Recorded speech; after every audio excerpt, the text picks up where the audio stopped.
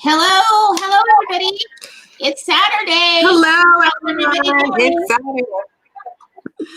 Welcome back to another day in the life of Entrepreneur Life, where we air every Saturday, 12 p.m. Pacific Standard Time, where we bring you great guests. So we first like to, of course, thank all of our followers on all of your favorite podcasts, wherever you're listening from. And thanks for always following us and keeping up with us and enjoying our show and enjoying our guests. We really appreciate you. And for everybody who's tuning in live right now. So I am one of your hosts. I'm Rose from McDonald Bookkeeping Services, and I'm here with my co-host. Hi, everyone. It's Shamara here with SWHR Consulting. I am sorry. I'm trying to figure out why there's bad lightning. Can you see, Rose? Just like... So today, as everybody can see, we have a really good guest on the show. I think he's going to be a great guest. Oh, stop. You look fine, Shamara. You look fine. Okay, good. I'm just like, okay, good. So let's talk about our guest today. Of course, they can kind of see him on the tickler on the bottom, but I think he's going to be a great guest for everybody who is a consumer. So go ahead, Shamara. Hi, everyone. Again, so as she said, we have a great guest today. His name is Tom Wise. Yes. He has 30 years, a host and director of On-Air Talent, a live TV sales business. He was actually, he appeared on QVC, so I'm excited to hear all about that. Yeah. Honestly, I just want to get him on the show and he can tell us all about his history and his background and everything like that. Yeah, and also he was on production for Kevin Harrington, so I'm excited to hear about Shark Tank as well. I'm so excited let's get him on the show. Everything, because if you are a consumer, you should be tuning in. So you guys better listen to that replay for everybody who's got products to sell. Okay, so anyway, let's get him on the screen, because that means I need to create something so I can get on HSN or something like that. So let's get him on the screen here. Hey, me too. Hello, Rose. Hello, Shamara. How are you ladies today? We're good. Thanks for having me. I really am looking forward to this. Thank you for coming on the show and accepting our invitation. Sure, my pleasure. So if you could tell our guests a bit about, actually how you got started. Why? I mean, we're going to get to, I want to show people the product you have, because actually I've seen it before, but how did you get started? How did you know this is what you wanted to do? It was crazy. Since we have a little bit of time, I'll give you what I think is an interesting story. I took a radio class when I was living in Chicago. I was born in Chicago.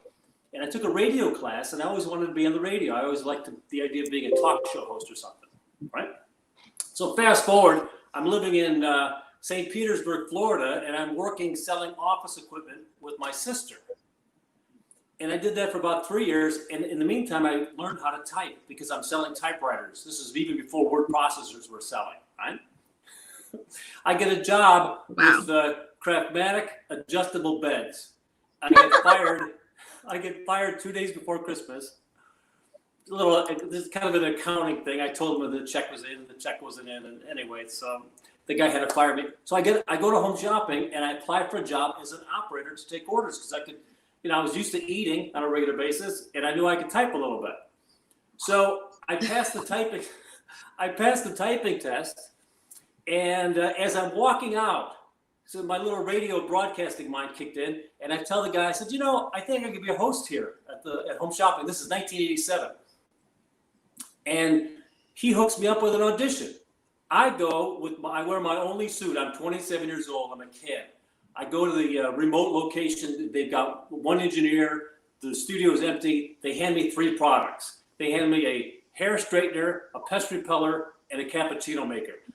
I know nothing about any one of those products. I don't drink coffee, never straightened my hair, never had a bug thing in Chicago. Anyway, I was horrible. I auditioned and I was horrible. I couldn't get anything right. I'm mumbling, I'm stumbling, I'm bumbling. I last about 5 minutes. I tell the guy, well, I'm done. And he goes, all right, we'll see you around. I go, not after that. That was a train wreck. That was a mess. And so I go home, and I get a call a couple of days later, and they say, hey, we want you to come back in and audition again. I go, what? So I watch a little bit more of the show, and I get, a bit more of the report. Go back in, they hand me 3 products. These products, I do not remember what they were, but I do about 15 minutes, American Express, Visa, American, 30-day guarantee, blah, blah, toll-free numbers, a picture of the product. And then I go home, get a call a couple of days later, and they want me to come in and they talk about making an offer. So I take a tour of the studios. I'm scared. It's 250 live operators, live TV. It's like, what have I done? I'm in way over my head on this. But I said, let's just go forward and see what happens. So I get in the office with the then vice president of the company. He offers me $18,000 to start, 1987. I jump at it. The most I ever made up to that point was $15,000. And even though I was a nervous kid, I turned around and I asked him a question. I said, may I ask you a question, Mr. Brutcher? He goes, sure, what do you got? I said, is it common that you'll have somebody audition twice? He goes, oh, no. The guy never turned your microphone on the first time. We had no idea what you were saying. I love it. That's crazy. So I worked for them for 10 years as a host, and I worked for them as the director of on-air talent for a couple of years, and that's where I met my wife there as well, Terry Toner. She still works as a guest at HSN. How does a person know? I wouldn't say a person. How do you know? For people who sell consumer products, yes. How do you know, or how would they know what is good enough or marketable enough to sell, to be on HSN or QVC? I mean, how do you determine that? That's a good question, because you don't want to waste your time. Now, you look at the demographic and you look at the people that are watching HSN and QVC. If you had a bell curve, the top of that bell curve would be a 50-year-old woman, maybe 52 years old, but that's the woman, that's the person, that's the key. Most people are in that demographic. So if you can solve a problem, I always said this, if you can solve a problem for that person, then you can, be on that show. Most of the products I would sell would be either an automotive product or a product for your house. And that's what I became a vendor over the years. After I was hosting for 10 years, I worked with Kevin Harrington, the Shark Tank guy, for about 3 years. We were producing infomercials, and then I became a vendor for. Look at that! Then I became a vendor for HSN, and this is my latest invention, the KerryKart. But if you can solve a problem, and this is a perfect household item. Everybody at some point needs to move something. You're moving a couch, moving a refrigerator. You're going in and out of an apartment. You live in the country. You live in the downtown. This replaces a wheelbarrow, a hand truck, a dolly, and even turns into a 4-step ladder.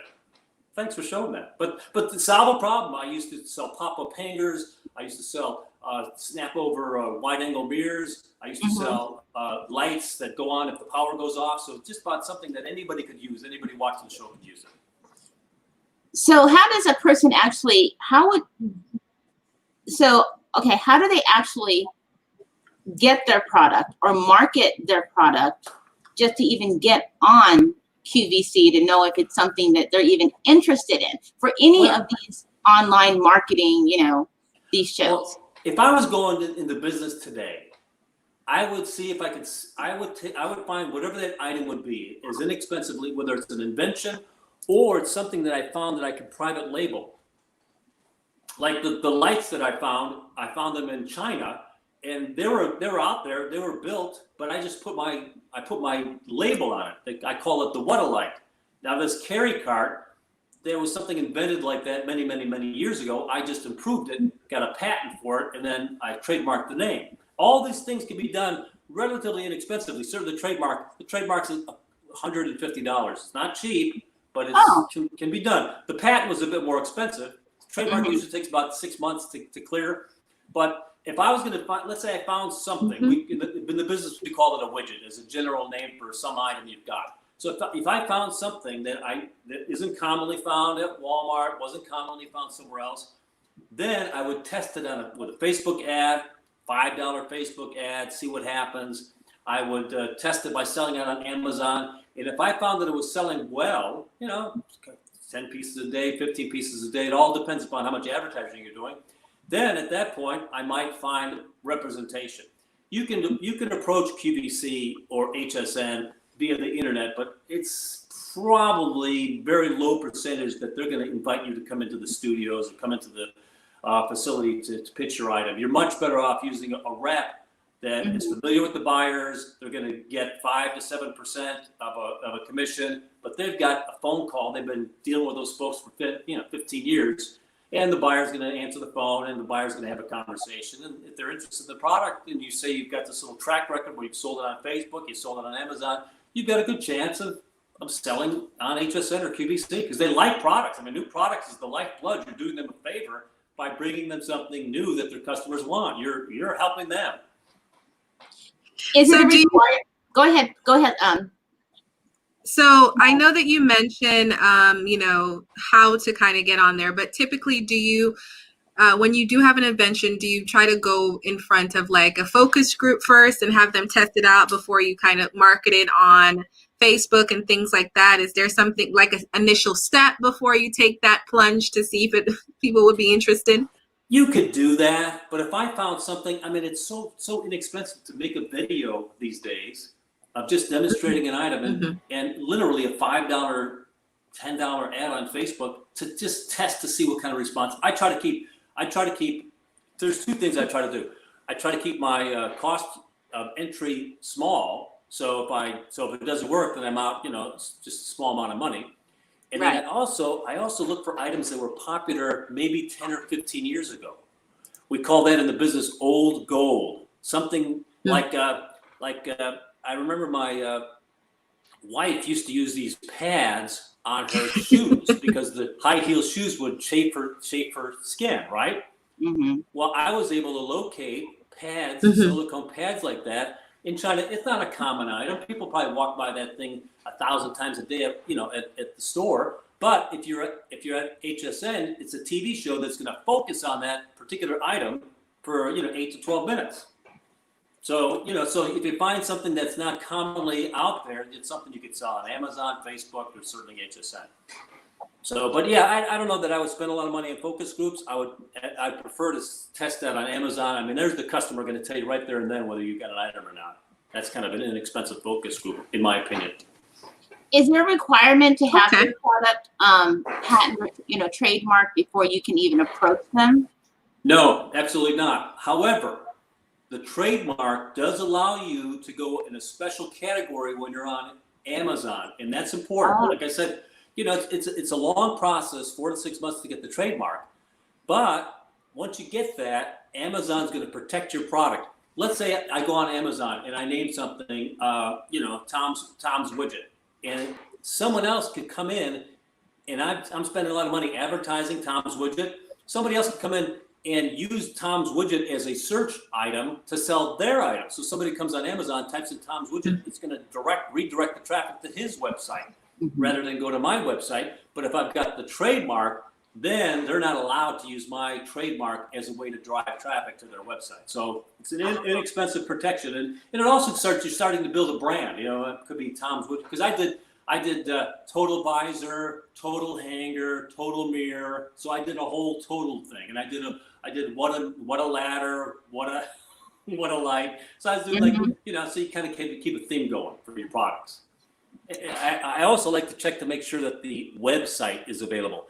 I advise you to create a name like What a Light. No one's ever heard of What a Light. So now that name's going to be available on the website. Now I can go ahead and get a trademark, not worried that a lot of people have that name. And that's why we have KerryKart. It's kind of named funny. I mean, I couldn't just get CARRY, CART. Right. That website was long gone. So now I've created KerryKart. And then I said, well, Kerry's kind of an interesting name. It's kind of a man's name or a woman's name. And Kerry is also kind of an Irish name. And it does 4 things and 4-leaf clover. And you got 4 items, four different ways that the cart does. So I incorporated the name, the clover, the cart. So it was something to hang my hat on. Is there a minimum quantity that, like, if you were to get to the point of being able to present your product on either platform, whether it be HSN, QVC, or any of those other types of I guess you would say they're consumer shows. Yeah, that's a good or question. Amazon. That's a good question. Amazon, there's no minimum. You could have 4 of something in your house and ship it out of your basement or whatever, and that's fine with that. So they don't care. So that's why I would test on Amazon. Same thing for Facebook. Nobody cares. As long as you can fulfill it, that's what they're going to care about. And then as far as quantity, there's the rub. That's why you want to test on Facebook or Amazon or eBay, because when you go to QVC or HSN, they're going to ask you to bring in a minimum of $30,000 or $50,000 of the product. So that's where it gets a little bit expensive. I mean, I just recently got an order for 2,200 pieces of the KerryKart at, somewhere. Oh my gosh. Yeah, so that becomes a little bit of cash that I got to scramble together to get into a pile in order to make that purchase order. But I know that the item sells, so I'm comfortable with making that type of investment. But I wouldn't do it out of the box without testing. I have a very good relationship. I've been with HSN for 30 years, on and off, as a vendor, as a host, as a guest. So I was able to come in on a very small purchase order and test it, but I was pretty confident I was going to get a fair shake. And I knew the item. It was old gold. The item did very well. So they sold 4 million pieces about 20 years ago on an infomercial. So I was pretty confident that this was a good product to be involved with. So has there ever been any kind of conflict with, for example, a product that you saw that was already made and then kind of taking it under your wing and kind of spinning it a little bit to be under yours when it was already in existence? Have you ever had any conflict there? Well, it's an interesting question. About 10 years ago, I started as a vendor, actually about 15 years ago, with an item called, I called it the Total Visor. And it's a kind of imagine, have you ever heard of blue blocker sunglasses? Yes. All right. And so they've got those amber lenses on the sunglasses. Well, they blue blocker back in the 80s, in the late 80s, they took that lens and they made kind of a rectangular lens that you would put in your car, and you would attach it to the sun visor, and when the sun was blinding you, you'd flip it down, and now you could see like you're looking through a sunglass. So I remember that when I was hosting in '87, that Blue Blocker had invented that piece. So I sourced it in China back in the early 2005, and I brought it back in. You might see that same lens being offered today. They're calling it, remember those tech glasses, TEC tech glasses that you could see at night and see through, stop your vision. So now that's come all the way around. Now they're using it. Somebody else is taking that same idea because it's not patented, but you could trademark a particular name. And the demonstrations. I mean, I was doing that same demonstration with the yellow lens for night vision and the amber for day. And so they, and then I brought the What-A-Light to market about 10 years ago, and about 3 years ago, I was knocked off by MSN or one of those SCTV products, and they went ahead and they copied the whole pitch. I mean, shot for shot, they just knocked me off. But in the meantime, I sold 100,000 of them. So I could have sold more. I was not. Things happen. I'm not unhappy. It was good. It was a good one. You know what I want to know about the I don't know what you call them. I don't know if you call them hosts. I don't know if you call them models. But every time I watch any of those shows, they have people that, I don't know if they have to research and practice the product. The people who sell the product, what do you call those people on there? Well, you got two people. You've got the host of the show, which is an employee. They're an employee of HSN or QVC. So they're going to be there for the entire 1, 2, or 3 hours. Mm-hmm. So they're going to, they're going to be the moderator of the show. Right. And then they'll shuffle in guests. And the guests usually stay for anywhere from 8 to 22 minutes. If it's a celebrity, they may stay for 3 hours, depending upon how many products they've got. Like Tony Little. Tony Little's a friend of mine. Tony might have a 3-hour block or a 2-hour block. It may do 2 hours 6 times on a Saturday, or Saturday and Sunday. So yeah, we're called guests versus the host of the show. So then they have to study all of those products, because when I watch them, I'm like, there's a lot of products. Well, now I tell you, the hosting now versus when I hosted was different. Used to be when I hosted you, I didn't have any guests. I was talking for 3 hours straight without any guests. Well, we took a lot of phone calls. We used to take 9, 12 phone calls an hour. And then we'd have a little description pop up on a computer screen that, but we just sat behind the desk. We weren't up and about. We just sat behind the desk like a newscaster. We'd read a little description and we'd take a couple of phone calls and then sell in the meantime.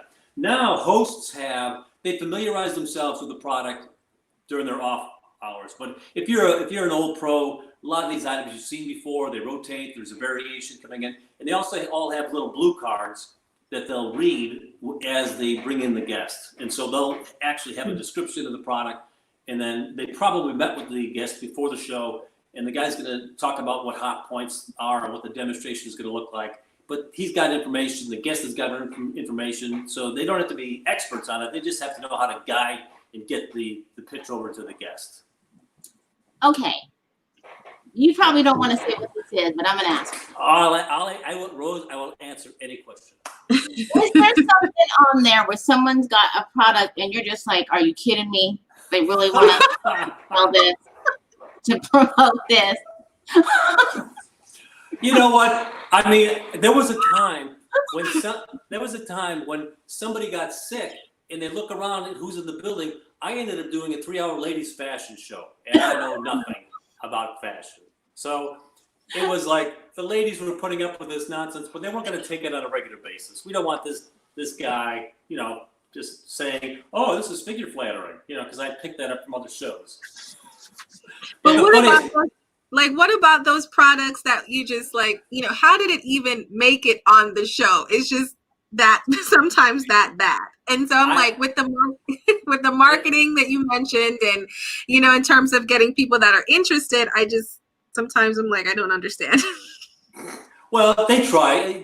These days, it's a lot harder to get something on that's just absolutely bad because it goes through so many processes. It's so much of an investment. But back in the old days, you get some pretty crazy stuff. One of my favorite stories is a friend of mine, Larry Muzzy, was the host of the show. Very popular host, very funny, and he would get people just coming to watch to see what he's going to do next.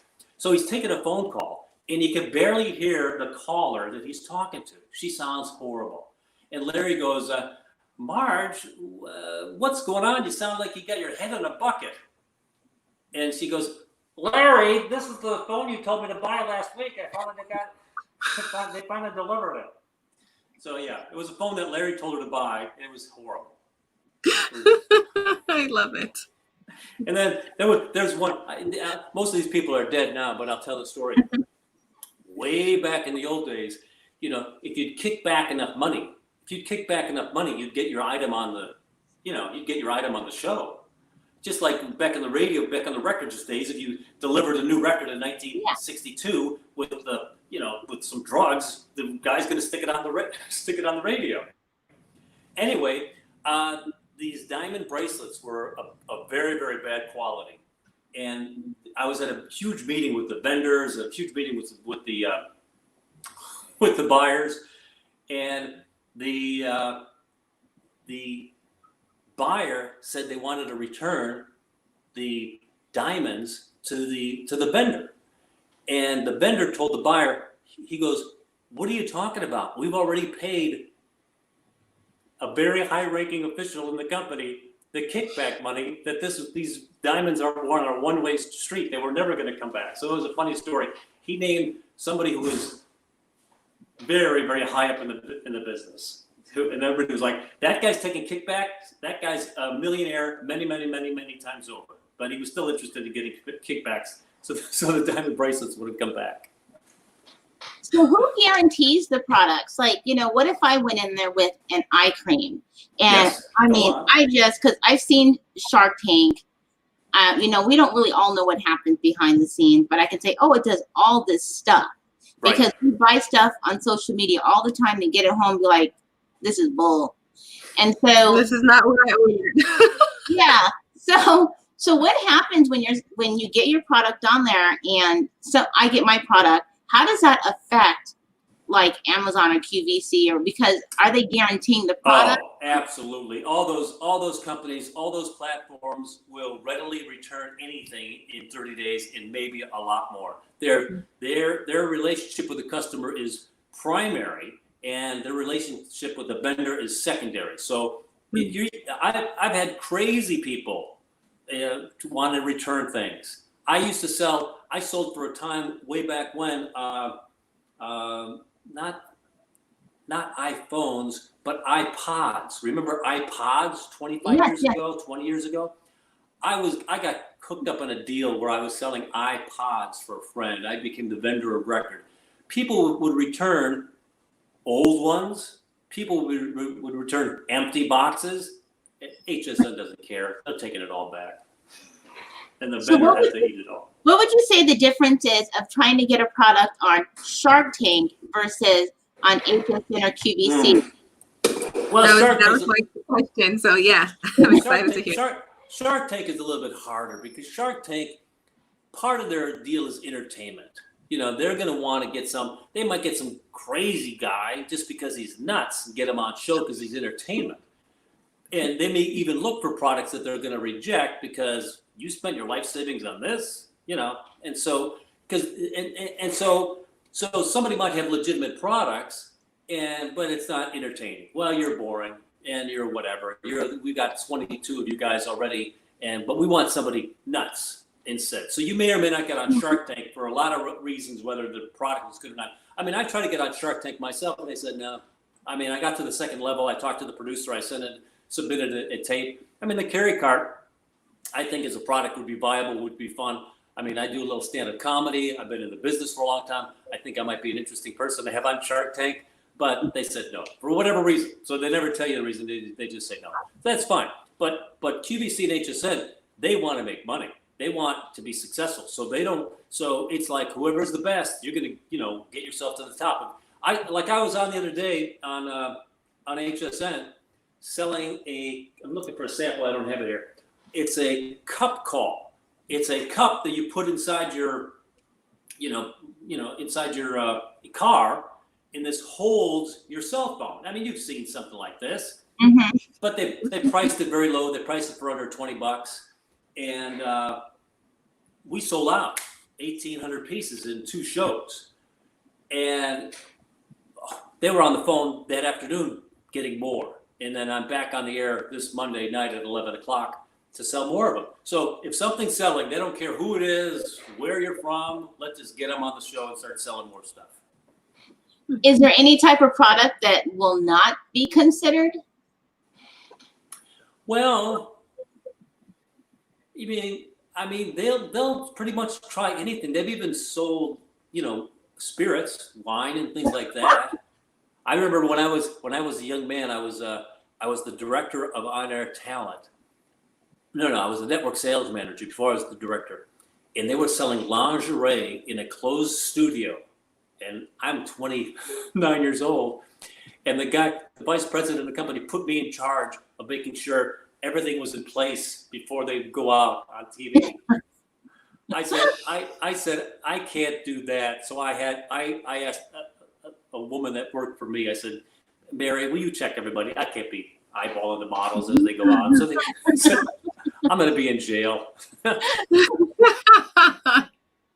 So they sold lingerie. I think they even sold at some point. They even with Rhonda Shear sold sex toys at 3 o'clock in the morning. But oh my God, Oh, that's another question because.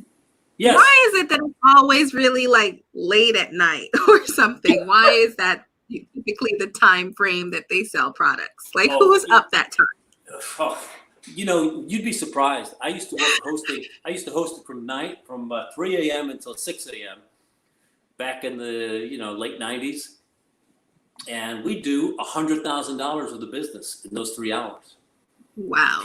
People are shopping in infomercials because the infomercial time is very cheap that time. You can get very cheap half an hour you can get a half an hour on your local TV station for $50 probably from 2 a.m. to 2:30. But you can't get it like that for, then you're going to spend $5,000 for that hour on, Saturday morning. So it all depends. It's all, So okay, so if I were to, I'm trying to put this the best way. So if I were to get a product on HSN or QVC, is it a requirement that I would have to be on the show, or can you just be like, no, just have one of you guys? It's best if you're doing an item you're passionate about and you've got the skill set to do it. It's best. But sometimes, let's say you live in Los Angeles, well, the studios are in Tampa. It takes you a day to get down here. It takes you a day or two to do the shows, and it takes you a day to get back. So you may be away from your business from 3 to 4 days for a 15-minute show. So versus hiring some local talent for $400 to $800 to go out and do that show, there's no hotels, there's no rental cars, there's no meals, there's no air flights. So you've got to do the math at some point. Is it cost effective to have a local person drive down 18 minutes, do the show, and go home and pay them a few bucks? So I mean, I'm local talent. I do products like I just did the other day for telebrands or whatever whatever would suit the category that I'm allowed to sell in. And usually it's automotive, housewares, things like that. So being that there's a minimum, at least like you were talking about, except with the exception of Amazon, what happens to all the items that don't get sold? Do they just take them home and try to sell them, or is there like a recurring where they keep them? I'm not sure. No, I understand what you're saying. If you sell HSN or a QVC 1,000, like if I have these 2,200 pieces that I'm bringing into QVC, if they don't sell and QVC decides not to air it again, they're going to make a phone call to me and say, where do you want us to ship these? Because we're done with them. Cost. Oh yeah, that'd be very painful to have to take those back. That's for sure. So, but my relationship with HSN is much better. Once they bring in an order for 4,000 pieces or whatever, they own them. They own those pieces. So they're going to work through them. But when you're initially involved with the QVC or HSN, they're going to make the terms very, very much in their favor. They're not going to give you any, favored nations. I've been a vendor for HSN for 15 years. So tell us a little bit about As Seen on TV. How does that one work compared to HSN and QVC? All right. Well, As Seen on TV is a oddly enough. Here's a little insight. Don't tell anybody this. All right. So if you As Seen on TV when I'm in the Walmart line. There we go. I know. Well, here's the secret. Nobody knows this. So this is between you and me, ladies. Okay. That anybody can use the As Seen on TV logo. It's not registered as a trademark for anyone. Don't tell anybody. So if you come up with an item, you can. We got a lot of listeners, What's that, Rose? We got a lot of listeners, Tom. What? Rose, this is me, you, and Shamara talking. If you get an item, you can put As Seen on TV on it. And now it may be a lie if it's never been on TV. Put it on, if it's on, maybe it's on your Facebook. That's kind of a TV. But the truth, I love it. But the truth is, it's not a registered trademark. Nobody owns that logo. Anybody can call it As Seen on TV. Now, usually, As Seen on TV is somebody like the major brands, like Telebrands or TriStar, where they've actually done 30-second commercials or 2-minute spots. And those are the items that they're selling on. And you can buy them, call now, buy today. Hey, free shipping. We're going to double your order. So we got that type of, advertising moving on. And those folks learned late. They learned in the late 1900s, like 1995, they decided, because it used to be, I know you ladies are probably too young for this, but it used to be when Ron Popeil would sell the Pocket Fisherman or the, whatever he was selling, the spray can and hair in a can, Ron Popeil, one of the founding fathers of As Seen on TV stuff, he part of his pitch was, you can't find this in stores, all right? But the reality is you've generated interest. People want to go, they don't want to mail order. They want to go to the store and get it. So now they decided that we're no longer going to do can't find this in stores. We're going to advertise it, and then we're going to drive people to Walmart, drive people to CVS, and so they can see all that whole little section of as seen on TV. It's been a tremendous, a cash cow for the folks that create those types of products. I mean, they used to just get paid what people would send in, mail in a check. Now people can walk down to the store and get it. So it makes life a lot easier and a lot more profitable for everybody involved. If a consumer gets a product on any of these platforms, is there any, regulation to where, because whether it be HSN, QVC, wherever, they can't market it any place while they're in that platform. They just have to allow the show so the show can make their percentage, their markup, their sale. Like they maybe can't have it advertised on their website or someplace else. It can only be on a certain period of time on HSN or only be sold on Amazon. Okay, there are no rules to that. No rules. So as long as you're not violating some federal rule, which I can't really see you're doing, but each platform, that's a very good question, Rose. That really is an excellent question. But each platform tries to make the product a little bit different than the other platforms. Like the SC on TV, buy one cup call, get the second one free. All right. Or HSN, someone's going to create a cosmetic line where we're going to add in a bonus eyeliner or something. So they're going to make the offer just a little bit different. So we're not going to sell 2 for 1 like they're doing on TV on the SC on TV ads. We're going to just sell 1 for $19.95.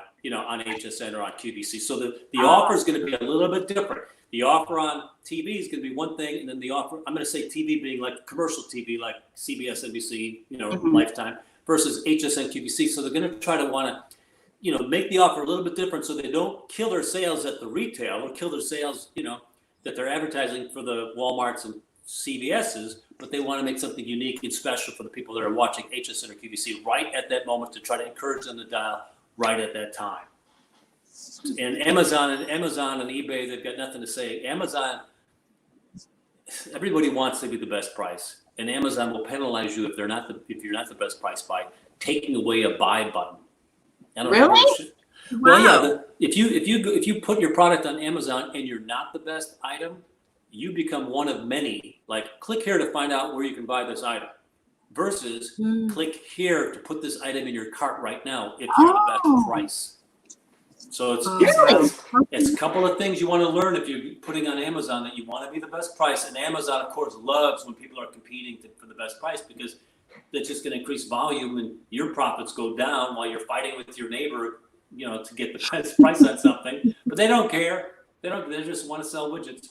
And but so between watching your pricing and making, you can do the trademark yourself. Go to ustrademark.com and they're going to walk you through the whole process. It's not complicated, and I think it costs about $150. I would recommend that if you've got an item that you think is really going to sell, get the trademark. Now, here when you trademark something, it's really best that there's further processes. If you can kind of explain how that process is, and like having people monitor it all the time to make sure it's not being manipulated or used. Yeah, well, you're going to get protection. If you'll have to find somebody who's violating your trademark. I mean, nobody's out there looking to see if the KerryKart is being violated. I would have to employ people to look for people. And right now the cart is selling fine, but it's not selling so well that people are going to try to, oh my gosh, let's call ours the KerryKart. Yeah, it's kind of a unique item. But if you're obligated to protect yourself if your trademark's being violated. So what about the Roomba? Because that was a super popular item when it came out. So tell us a little bit about that. That was the first item I ever sold as a guest on HSN. And that's got to be 15, 16 years ago, something like that. And that was the first time that the Roomba was ever sold on TV outside of an infomercial that really didn't do very well. They had an infomercial that they produced, and it really didn't do very well. And so their only way to market this item in the entire country was on HSN back in 2004. So me and this other guy, we created props and demonstrations. We kind of looked at their infomercial. We stole what we thought was good ideas. Then we added a couple of different things. Yeah, but we sold the Roomba back then, and through that success, they were able to then evolve the product, and through that success, were then able to bring the product to Target and Walmart. That got them some retail because they were selling so well on HSN. I remember they flew me up to Boston where they do all the robotic testing, and we were going to do a Today Special on HSN. Very early, like 18 months into the process. And the guy pulls me over, like the president of the company, goes, "I'm going to just tell you, if this Today Special doesn't work, we're going to go out of business. So no pressure." So in regards to like getting, in like Walmarts and the Targets and things like that, is it typical that once they see you on HSN or QVC that you probably get a good chance of being in those stores, or is it kind of? It doesn't hurt, that's for sure. If you've got a track record, it doesn't hurt. I have a hard time getting into like hardware stores because my item, when you look at it, it's like, what is it again? If it's just sitting on a rack, is it looks like a walker? Actually, I thought you were. It's crazy. So I really need to make a full-size infomercial to what's going on. Yeah. So that hurts me a little bit that people look at it and go, what's going on? But it does 4 things amazing. Hey, my battery's running out. I'm at 9%. May I say something? Yes. About the KerryKart. It's 4 items in one. You can see it's a dolly, a trolley, a hand truck, and a ladder. And if you go to KerryKart.com, ladies, I've created a coupon that all your viewers and listeners can save $50. Still get free shipping and handling. This is the best deal in the country. Oh. Use coupon code Rose and Shamara. What? Yeah, use Rose and Shamara and save $50 on the coupon code. Okay, so 3 words: Rose and Shamara. I love it. But if people move 11 times a year. They move 11 times in their lifetime. You're moving in and out of dorms. You're moving in and out of apartments, condos. Whether you live on the beach or you live out in Texas and you got a lot of land, you could use this to replace a wheelbarrow, a dolly, a trolley, and a. No, I love it. A one and all. It's perfect. I love it. That was me pushing a car. I put 4 of them under a car and I pushed the car. Wait, what? We need to get one of these video commercials, Rose. Yeah, go down one. Go down one. One more. There we go. Hit the button, and then you'll see me push the car. I think we're on the same shirt. 2,400-pound car on 4 KerryKarts. If it can handle this workload, it can certainly do any job that you got in store for it. Look at this. Ah, I'm rolling the car. That's crazy. That was nuts. that's pretty cool. No. So how much pounds or tons or whatever can it hold, really? Oh, well, I conservatively say 400, but that was 600 pounds of tire for that. That car weighs 2,400 pounds. So I've got, Wow. I usually demonstrate it with home shopping with about 500 pounds of cement on it. Okay, let's talk about the current situation right now. I think because of in the current time that we are in, with the whole COVID thing, I think it's changed the whole concept of. It seems like everybody is trying to go online or now rediscovering. Do you think it has brought more people in trying to get now onto these types of shows and platforms? Because things have become so virtual now. Yeah, there's no doubt about it. Business for HSN and QVC has gone up significantly because more folks are home. And I also found, I just was reading a letter from the president of Lowe's saying business is taking a huge jump. Well, look at that. Business is taking a huge jump because people, the few times that you do go out, you're going to go to those at-home stores and bring some stuff home and start improving the house while you're sitting around trying to avoid getting sick. I think you can press that button. I don't think that button has any video or any audio.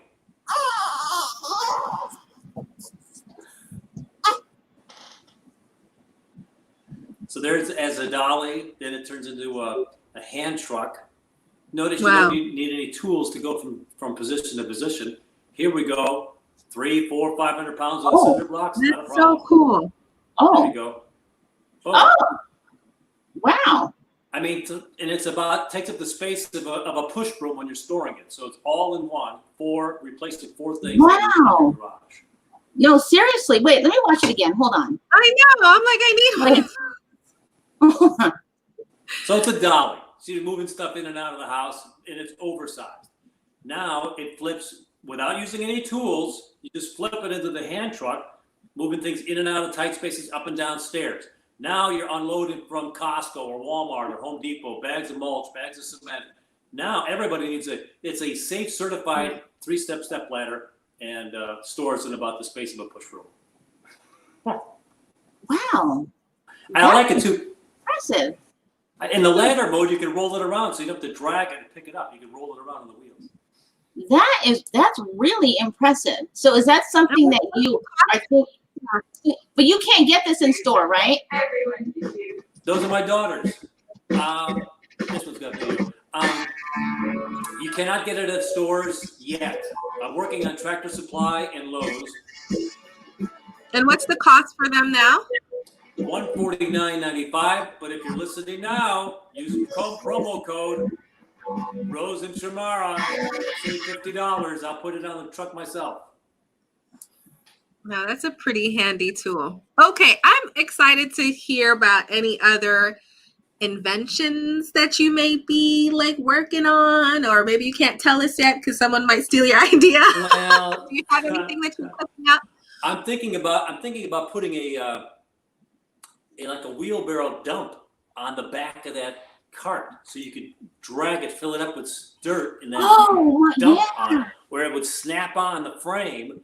I'm also thinking about at some point upgrading the wheels, that they would be kind of oversized rubber wheels for crazy terrain. But that's on the future. I mean, you've got a great cart here, but there's a couple of improvements that I'm thinking about. Probably be a couple of years before I get there. But which is actually a great idea for people who do home improvement like ourselves, because we have to go and get a freaking wheelbarrow. Yes. Yeah, I mean, think about it. You put 3 bags of 50 pounds of cement in a wheelbarrow, and all of a sudden, you're having a hard time balancing it. That's 3 bags. I'm putting 500 to 600 pounds of cement. You can press those buttons. There's no audio. You can put 500 to 600 pounds of cement on a KerryKart, and it balances easily. Oh, those are my good-looking legs. There's my boy. That's your son? Yeah, that's my son. This is the model I hired for the day. She's very popular at HSN. So you're loading from Costco or Walmart. Bags of salt, not me. There you go. Wow, I have to say that's really impressive. Yeah, thank you very much. I want to see this one too. I've been working on it for about 5 years. Wow. So, it becomes one of those handy all-in-one type of things that you'll use, 15 times a year. You're not using it every day, but to unload, move things around, quick little step ladder. And, I'm very happy with how it came out. Very simple to operate, So was this something that you designed yourself, that you had to come up with the configuration design and then find the suppliers to help manufacture? So for someone, how do you give them like navigating through that? Oh, let me just tell you. Yeah, that's a good question. I was just about to ask that. I approved an existing item. The original patent for that idea goes back to the 1800s. I saw something similar about 20 years ago, and I thought it was time to bring it back. Old gold, right? But I approved it. I made it heavy duty. I made it ANSI certified, kind of like a safety certification, so it doesn't tip while you're using it as a ladder. I improved made the steel a little bit heavier so it could take more of a pounding. And the question about sourcing is, are you familiar with the website Alibaba? I've heard of it. Yeah. Alibaba is a great resource to see if what you're thinking about has already been manufactured, So, if you got a great idea, don't go get patents and whatever. Just go to Alibaba and see if they make it already, or go to Amazon and see if they make it already. But if you want to get something made, like my buddy was talking about making something, I forget exactly what it was, and he was wondering, how do I get this thing sourced? Well, I said, well, first of all, try to make a crude prototype. Whatever your idea is, try to make a crude prototype. get products that already exist and, tape them together so somebody can get an idea of what you're thinking about. And then go to a manufacturer on Alibaba.com that makes something similar. Like I located a guy that made carts, made shopping carts. Well, if you make a shopping cart, you could probably make a KerryKart. I didn't, so I wanted to use, because he's familiar with metal, he's got suppliers, he's buying wheels. So I used that guy. He never made a KerryKart before, but I sent him a sample of what my idea was, and then he was able to construct it, and we moved forward from that point. So what do you say to those people that are, have this great idea, but they keep getting like, no, they keep getting, no one's going to buy it. No one's going to buy it. Well, and then the beauty of the beauty of it is now you've got a lot of the doors. Who cares? Who cares if CVS doesn't take your item? You've got Amazon and you've got Facebook. You've got your own webpage. So if you can cobble together a little ad, you can go on Amazon or Facebook for not a lot of money if you've got an item. And you've got a little bit of personality, put that camera on you and sell your stuff. Put a $5 ad on Facebook and see if you can drive some sales. It's maybe commit. I'm going to commit $200 for the ads on Facebook, or I'm going to run an ad on Amazon and see if I can drive some sales. You don't have to get yes from anybody else anymore. You can really do it yourself because of those platforms. I bet it's nice. It's nice to go to a big one. Oh, I'm at 5%, ladies. I apologize. So it looks like we're gonna have to wrap up early, Rose. Well, I'll let you know when I'm at 1, and then I'll say goodbye. So I do have a final question. Is sure. Once you can get a product on one of those platforms, because sometimes I see like Ms. Rahi, the same people come back and back. So if you get on there that one time, does it kind of secure you every time when you hit a product, say, hey, I have something new? Or is it kind of going through the whole process all over again to see the new product, the steps, if we want to sell it? Well, HSN, it's always path of least resistance. If they've got Tony Little as a person, or Joy Mangano way back when, they started funneling products through Joy. So Joy, she invented 3 or 4 things, but then a lot of things were found for her. Kind of like a musical artist. She may bring her first song as something that she's written, but then other people start writing for her, and so that person can, it's not always the same thing. Yeah, if you're successful, it's going to snowball in, and they're going to want to do more business with you. You bring in different products, you're going to get their ear. So, of course, it's best. It's a good place to be. And so you will see the same person. They want fresh, but if you're going to be the same person, you better be updating the products you're bringing or bringing in new products. May I tell everybody how to contact me if they have a question? Of course. That's what we're going to ask you next. And we actually have you right at the bottom. I don't know if you see it. Yeah. I love that. I really appreciate that. But if they want to ask me a question, or they need representation, I'm not a rep, but I can direct them to a rep that gets you on QVC or HSN. Tom Wise, WISE, at KerryKart.com. They could call me, text me or email me there, and I'd be happy to help anybody with anything. Well, we are going to close out our Saturday show, Shamara.